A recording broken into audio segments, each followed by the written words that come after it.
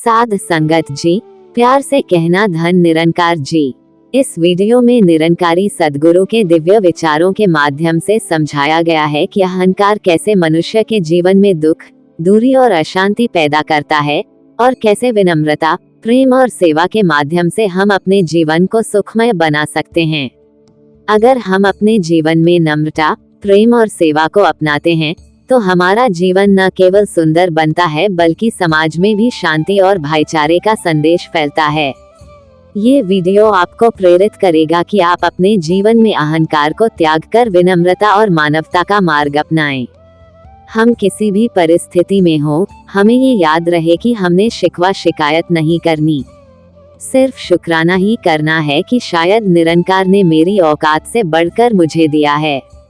जो कुछ भी मिला है उसका कभी घमंड नहीं करना, किसी को हम कम करके ना आंके। निरंकार ने जो सुविधाएं हमें दी हैं, उनका सदुपयोग ही हो, उन्हें कभी विनाश की ओर न लेकर जाएं। सभी चीजों का सदुपयोग करते हुए जीवन में हर एक क्षण की परवाह करें। जैसे यहाँ साकुरा फूल का जिक्र हो रहा था। पता चला कि इन फूलों पर जब सूर्य की रोशनी पड़ती है तभी ये खिलते हैं। पेड़ तो बहुत जगह पर लगे हुए हैं, पर पूरी तरह खिले वही हैं जिन पर सूर्य की रोशनी पड़ रही है। बाकी जो नहीं खिले वो भी पेड़ ही हैं, उनकी भी जड़ें हैं, लेकिन फूल के खिलने के लिए सूर्य की रोशनी ही काम आती है। इसी तरह अगर हम अपने जीवन की सार्थकता चाहते हैं तो परमात्मा का ज्ञान बहुत जरूरी है।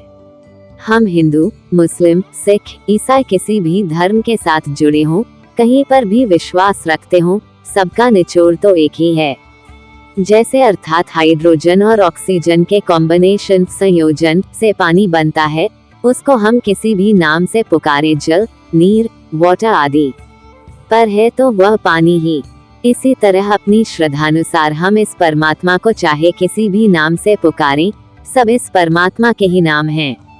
इस जीवन में अगर परमात्मा का ज्ञान हो गया तो समझ आ गई कि शरीर त्यागने के बाद हमने कहाँ जाना है। दुनिया में आजकल का माहौल तो आप देख ही रहे हैं। हमने विवेक, बुद्धि से काम लेना है और जीवन में सही दिशा को चुनना है। कोई व्यक्ति यदि गलत काम कर रहा है तो चुनाव हमारा है कि हम आंखें बंद करके उसके साथ गड्ढे में गिर जाएं या उसका हाथ पकड़कर उसको भी बचा लें। हमने पल पल समझदारी से जीवन बिताना है। इंसान का शरीर मिलने से ही हम इंसान नहीं बन जाते। सचमुच मानवता वाले गुण जैसे सहनशीलता, दया, नम्रता आदि जो बहुत ही छोटी उम्र से हमें सिखाए जाते हैं, उनको अपनाकर ही हम वास्तविक रूप में इंसान बनते हैं।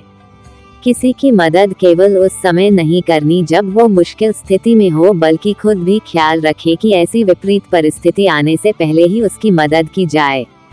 दासी सबके लिए अरदास करती है कि किसी के जो भी काम अधूरे हैं वो अगर सुखदायी हैं तो जरूर पूरे हों। सब तन मन धन रूप में प्रफुल्लित हों ताकि सेवा के प्रति हम जो भी जज्बा रखते हैं वो भी मानवता के लिए समर्पित कर पाएं। साध संगत जी, धन निरंकार जी।